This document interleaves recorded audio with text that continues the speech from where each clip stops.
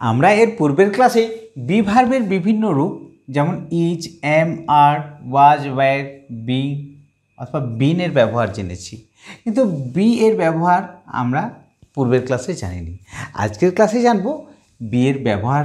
তাছাড়াও আমরা জানবো বিন, টু বি এবং বিং এর কিছু ব্যবহার, যেগুলো পূর্বের ক্লাসে আমাদের হয়নি। এবং আমরা পূর্বের ক্লাসে জেনেছি যে বি থেকে কি আসছে, ইজ, এম, আর প্রেজেন্ট ফর্মে, পাস্ট ফর্মে পাচ্ছি ওয়াজ, ওয়্যার, V3 রূপে পাচ্ছি বিন, V4 রূপে পাচ্ছি বিং এবং ইনফিনিটিভ হচ্ছে টু বি, এবং এই সবগুলোরই বেস ফর্ম অফ ভার্ব কি, B.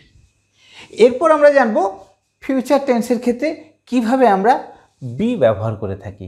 He will be a teacher, সে একজন শিক্ষক হবে, অর্থাৎ ভবিষ্যতে কিছু হবে বোঝাতে বা হব বোঝাতে।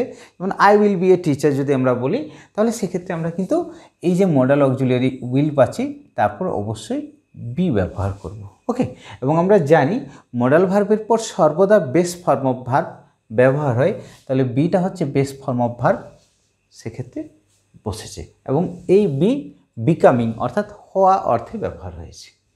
দে will write a story, future indefinite tense, subject shall বা উইল, V1 আদার ওয়ার্ডস বা ওয়ার্ড, এক্ষেত্রে অবজেক্ট পাচ্ছি।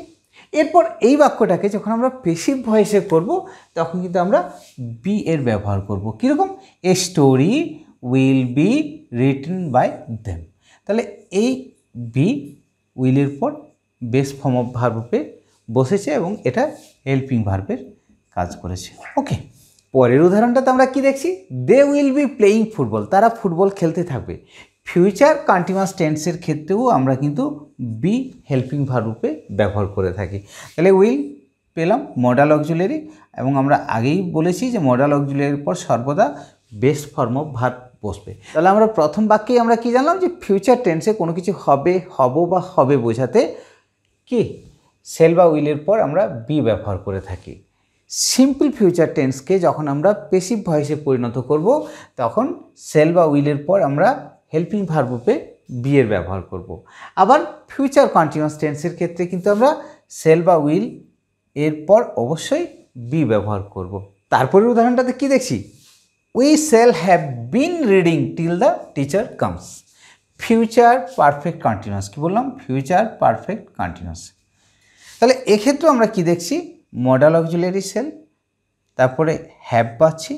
আমরা জানি সেল বা উইল মডাল অক্সিলিয়ারি, এবং তারপরে সর্বদা বেস ফর্ম অফ ভার্ব বসবে, তাই এক্ষেত্রে হ্যাভ বসেছে, এবং পারফেক্ট ফর্মে থাকার জন্য বি এর V3 রূপটা নেওয়া হয়েছে, অর্থাৎ we shall have been reading till the teacher comes. তাহলে এক্ষেত্রে বিন এর প্রয়োগ পাচ্ছি কোথায়, ফিউচার পারফেক্ট কন্টিনিউয়াস টেন্সের ক্ষেত্রে। এবং ফিউচার পারফেক্ট কন্টিনিউয়াস টেন্সের ক্ষেত্রে আমরা জানি যে একটা অংশ অবশ্যই ফিউচার পারফেক্ট কন্টিনিউয়াস টেন্সের হবে এবং পরেরটা ডেফিনেটলি সিম্পল প্রেজেন্ট টেন্সের হবে। তাই দ্য টিচার কামস এক্ষেত্রে V5 ব্যবহার হয়েছে, সিম্পল প্রেজেন্ট টেন্স। এরপর আমরা জানবো ফিউচার পারফেক্ট টেন্সের ক্ষেত্রে যদি বাক্যটাকে পেসিভ ভয়েসে পরিণত করা হয়, তাহলে কিভাবে বিন ব্যবহার হয়। বাক্যটাতে কি দেখছি, they will have cleaned the room by the next week. Okay, তাহলে এই বাক্যটাকে আমরা পেসিভ ভয়েসে পরিণত করব, কিভাবে করব, the room will have been, তাহলে আমরা এক্ষেত্রে বিনের প্রয়োগ পাচ্ছি, the room will have been cleaned by them by the next week. এরপর আমরা জানবো যে কোনো মডাল ভার্ব থাকলে সেই বাক্যটাকে যদি আমরা পেসিভ ভয়েসে পরিণত করি, তাহলে অবশ্যই তারপর বি বসাবো। কীরকম, হি ক্যান রাইট স্টোরিজ, সে গল্প লিখতে পারে, তাহলে stories can be written by him. তাহলে এক্ষেত্রে ক্যান আছে, ক্যানের পরিবর্তে যদি অন্য কোনো মডাল ভার্ব ব্যবহার হয়, তাহলেও কিন্তু আমরা অবশ্যই বি ব্যবহার করব। ওকে, পেসিভ ভয়েসের ক্ষেত্রে। আবার আমরা ইম্পারেটিভ সেন্টেন্সের ক্ষেত্রেও বি ব্যবহার করি। কীরকম, ডোন্ট বি নটি, দুষ্টু হয়েও না, বি ব্রেভ, বি অনেস্ট, আমরা সেক্ষেত্রে বি ব্যবহার করে থাকি ইম্পারেটিভ সেন্টেন্সের ক্ষেত্রে। ওকে, এরপর আমরা অনেক সময় কেউ কিছু হবে বোঝাতে টু বি ব্যবহার করে থাকি। কীরকম, অবজেক্ট হিসাবে, he wants to be a teacher, he wants what, to be a teacher, এটা অবজেক্ট রূপে ব্যবহার হচ্ছে। তাহলে কি সাবজেক্ট V5, এক্ষেত্রে কিন্তু ইনফিনিটিভের প্রয়োগ আমরা পাচ্ছি টু বি। আবার বিং টায়ার্ড হি টুক আ রেস্ট, তাহলে বিং পার্টিসিপেল রূপে বাক্যে ব্যবহার হয়েছে কি ক্লান্ত হয়ে সে একটু বিশ্রাম নিল। তাহলে বিং আমরা ব্যবহার করলাম সিম্পল সেন্টেন্স গঠন করার ক্ষেত্রে। বিং টায়ার্ড, তাহলে হি was tired, he took a rest, সেটাকে আমরা কি বলছি সিম্পল সেন্টেন্সে?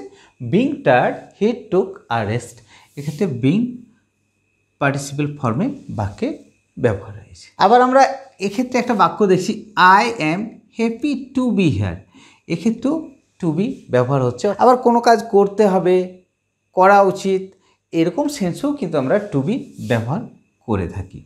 The room is to be cleaned, রুমটা পরিষ্কার করতে হয় বা রুমটা পরিষ্কার করতে হবে, এক্ষেত্রেও কিন্তু আমরা টু বি এর প্রয়োগ পেলাম। তাহলে আজকের ক্লাসে আমরা সহজেই জেনে নিলাম বি, টু বি, বিং এবং বিন কিভাবে বাক্যে ব্যবহার।